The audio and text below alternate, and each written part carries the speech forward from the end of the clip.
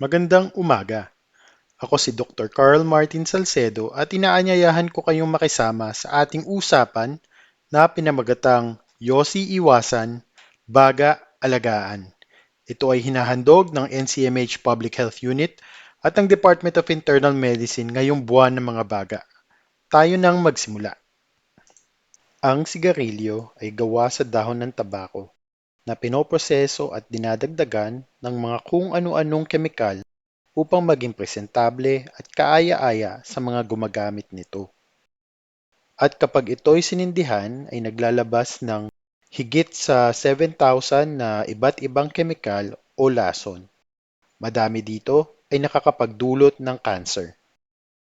Ilan sa mga kemikal na ito ay ang cyanide na lason sa mga daga, formaldehyde na ginagamit para i-preserve ang mga palaka sa laboratorio, at nicotine na makikita rin sa mga insecticide. Dahil sa mga ito, ang sigarilyo ay ang tanging produkto na pag ginamit ng tama ay papatay sa gumagamit nito. Paano naman ang vape na ngayon ay laganap na lalo sa mga kabataan dahil sa makapal nitong usok at masarap na flavor? Ito ay minamarket din ng mga kumpanya nila bilang method sa pagtigil sa paninigarilyo. Ngunit safe nga ba ito? Una ay tingnan natin ang mga parte nito. Ito ay may tatlo: ang battery, ang atomizer na siyang naglalaman ng e-liquid at ang mouthpiece. Ang battery ay may mga kemikal na may posibilidad na sumabog depende kung mali ang paggamit o substandard ang pagkakakumpuni nito. Ang mga insidenteng ito ay pwedeng makadisgrasya sa muka, kamay o katawan ng gumagamit na pwedeng ikamatay. Ang atomizer naman na naglalaman ng e-liquid ang pinakasanhi ng masasamang epekto nito sa katawan. Ito ay ang pinaghalong kemikal at bakal upang makuha ang tamang timpla at lasa na iengganyo sa gumagamit nito. Katulad din ng tabako, meron itong mga sangkap na pwedeng maging sanhi ng cancer. Dahil sa liit na mga particles na laman ng usok nito, mas malayo ang nakarating nito sa ating mga baga. Ang vitamin E acetate at hydrocannabinol na nagbibigay ng makapal nitong usok ay siya ding dahilan kung bakit nagkakaroon ng E-valley o e-cigarette vaping associated lung injury, kung saan merong respiratory failure at x-ray na nakikita natin sa mga viral pneumonia katulad ng COVID nung kasagsagan nito. Sa ngayon, kulang pa ang mga datos sa long-term effects ng vape dahil bago lang ito. Ngunit sa mga nakikita natin ay masama ito sa kalusugan tulad din ng tabako.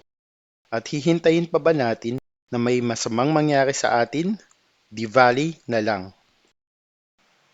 Pag naninigarilyo ang isang tao, ang usok na nakukuha nito ay hindi lang makakaapekto sa kanyang baga dahil papasok ito sa kanyang dugo na maglalakbay sa mga organ ng kanyang katawan na pwedeng pagmulan ng cancer at ibang sakit. Ilan sa mga epekto ng paninigarilyo ay ang pagdalas mahawaan ng mikrobyo o tuberculosis, pagtubo ng cancer, paglala ng asma o hika, at ang paghihina ng baga o emphysema. Maliban sa mga sakit sa baga, madalas na naaapektuhan ay ang puso, utak, mga bato, at mga ugat ng ating katawan na siyang dinadaluyan ng mga kemikal ng tabako.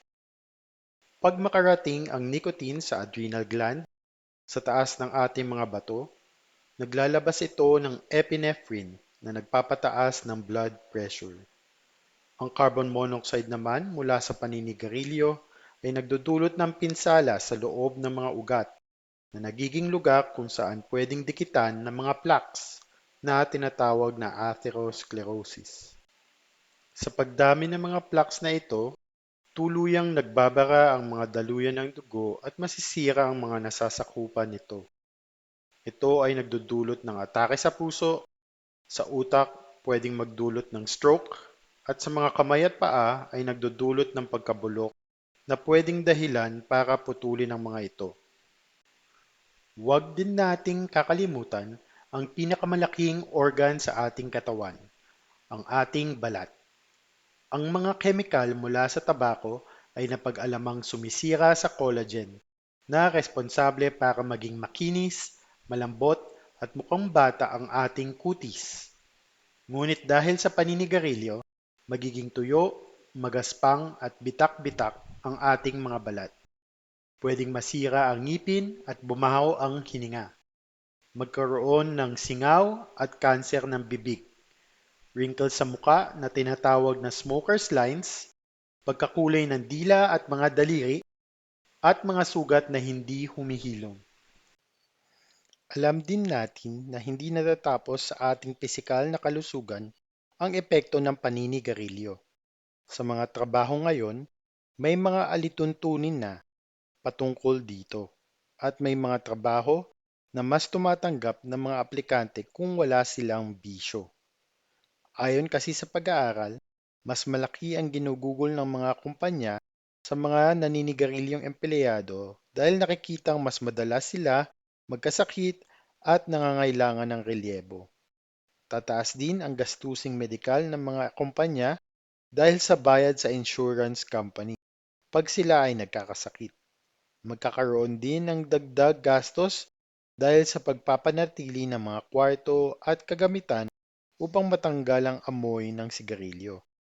Ang mga ibang establishmento o paupahan ay pwedeng hindi tumanggap ng mga naninigarilyo o magpapato ng additional charge para sa mga naninigarilyo. Kahit sa mga magkakaibigan o magkasintahan ay maaaring magkaroon ng hidwaan dahil sa pagsasang-alang-alang para sa kanilang kalusugan. At bakit hindi sila dapat layuan? Ayon sa pag-aaral, ang secondhand smoke ay nagdudulot ng mga sakit at pagkamatay na nakikita nila kadalasan sa mga bata at kababaihan. Kasama dito ang mga sakit na asthma, pulmonya, cancer, at sakit sa puso. Para sa mga kababaihan na exposed, pwede magkaroon ng hirap sa pagbubuntis o pag-conceive, maagang menopause at irregular na regla. At pag sila ay na-expose habang buntis, 20 to 30% ay magkakaroon ng sanggol na mababa ang timbang. 15% ng mga sanggol ay papanganak ng wala sa kabuwanan at 10% ng mga sanggol ay pwedeng mamatay sa sinapupunan. O, titigil ka na ba? Marahil ay malakas pa ang iyong pangangatawan at gumagawa ka ng mga hakbang upang maging ligtas ang iyong mga mahal sa buhay mula sa iyong paninigarilyo. Pero naisip mo na ba ang pera na nawawala sa iyo? Ang presyo ng pinakamurang pack ng Marlboro Red ay 143 pesos. Ngayon, ay papakita ko kung ano ang katumbas ng paninigarilyo mo sa isang taon. Tayo'y maglaro.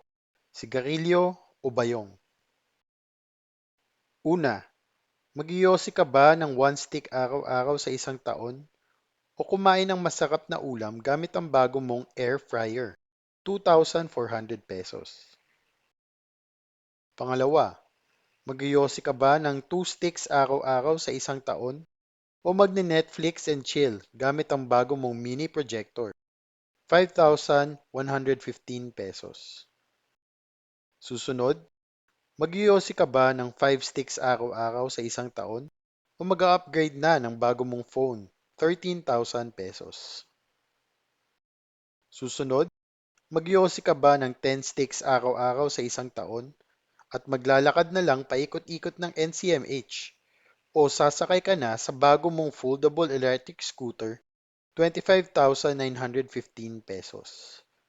At ang huli, magyosi ka ba ng 1 pack araw-araw sa isang taon o magiging professional gamer ka na at maglalaro gamit ang iyong bagong gaming laptop?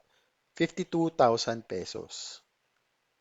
Kung yosi pa din ang sagot mo sa lahat ng ito, isipin mo na lang ang buhay at kalusugan mo.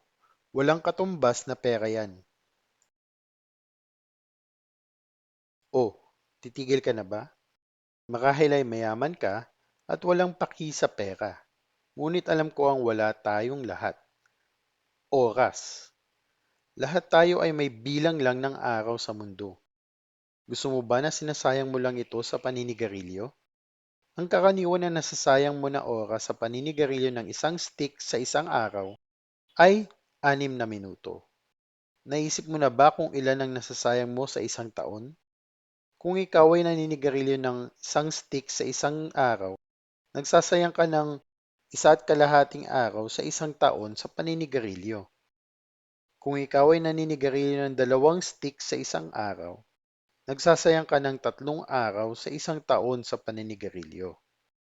Kung ikaw ay naninigarilyo ng 5 stick sa isang araw, nagsasayang ka ng 7 hanggang 8 araw sa isang taon sa paninigarilyo. Kung ikaw ay naninigarilyo ng 10 sticks sa isang araw, nagsasayang ka ng 15 araw sa isang taon sa paninigarilyo. At kung ikaw ay naninigarilyo ng isang pakete sa isang araw, nagsasayang ka ng 1 buwan sa isang taon sa paninigarilyo. Sabi nila, ang bawat araw ay importante. Kung ikaw ba ay bibigyan ng 1 buwan sa mundong ito, ano ang gagawin mo?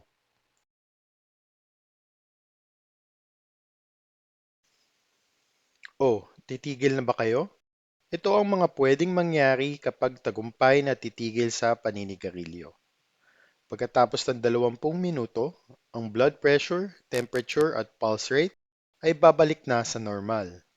Pagkatapos ng 8 oras, ang level ng carbon monoxide at oxygen sa katawan ay magno-normal. Pagkatapos ng isang araw, bababa na ang tsansa ng atake sa puso. Pagkatapos ng 2 araw, ay babalik na ang pangamoy at panlasa. Pagkatapos ng 3 araw, ang paghinga ay magsisimula ng gumaan. At pagkatapos ng 3 buwan, ay gaganda na ang sirkulasyon ng dugo. Pagkatapos ng 9 months, ay mababawasan ang pag-ubo at pagod. Pagkatapos ng isang taon ay mababawasan ng kalahati ang tsansa ng atake sa puso. Pagkatapos ng 10 taon, ay ang tsansa ng stroke at sakit sa puso ay halos papantay na sa mga hindi naninigarilyo. At huwag mong iisipin na huli na para tumigil. Pag ikaw ay 30 taong gulang at nagdesisyong tumigil, pwede mo pang mabawi ang 30 taon ng life expectancy mo. Kapag naman ikaw ay may edad na 40, ay makakabawi ka pa rin ng 9 taon sa iyong life expectancy. At pag 60 ka na, ay pwede mo pang mabawi ang at least 3 taon ng iyong life expectancy. Kahit na inatake ka na sa puso, ay pwede mo pang ibaba ang tsansa na atakihin ka ulit ng 50% kung titigil ka na sa paninigarilyo. May benepisyo sa pagtigil sa sigarilyo. Yosi iwasan, baga alagaan. Kung ikaw ay napaisip ng tumigil, ngunit hindi mo alam kung papaano, baka makatulong ang mga hakbang na ito. Unang-una, kailangan ihanda ang sarili. Kapag hindi planado ang gagawin, tataas ang posibilidad na babalik lang sa kinagawian kapag humaharap sa mga problema. Mag-set ng petsa na may makapagbibigay ng mataas na tsansa ng tagumpay at mababang level ng stress. Alisin ang mga sigarilyo at vape sa bahay, kotse at opisina. Iwasan din ang mga lugar na may naninigarilyo at mga lugar na nagpapaalala sa iyo nito. Alalahanin din ang mga rason kung bakit hindi naging matagumpay ang dati mong pagtigil at mga detalye kung saan naman ikaw ay namotivate lalo sa pagtigil. Pangalawa, matuto ng mga bagong kaugalian. I-distract ang sarili mula sa mga kagustuhang manigarilyo. Kumuha ng mga bagong hobbies at pagkakaabalahan. Be productive. Matuto ng bagong sining o sports na makapagpapasaya sa iyo. Ang iyong tagumpay at pag-improve ay ang magsisilbing motibasyon mo sa pagtigil. Pangatlo, humingi ng suporta. Walang masama na humingi ng tulong sa mga kapamilya, kaibigan at katrabaho. Sabihin sa kanila ang plano at humingi ng suporta. Pwede ding sumali sa mga counseling group at huwag kalimutan magpakonsulta sa doktor. Ang gobyerno ay may mga quit lines na pwedeng tawagan upang matulungan maging matagumpay ang iyong pagtigil.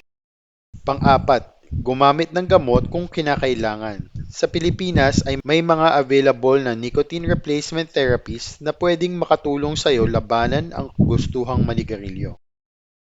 At panglima at panghuli ay dapat maging handa sa pagkabigo. Mahirap ang tumigil ngunit hindi imposible. Huwag mawalan ng loob at subukang muli. Isipin ang kalusugan mo at iba pang benepisyo. Yossi Iwasan, Buhay Alagaan.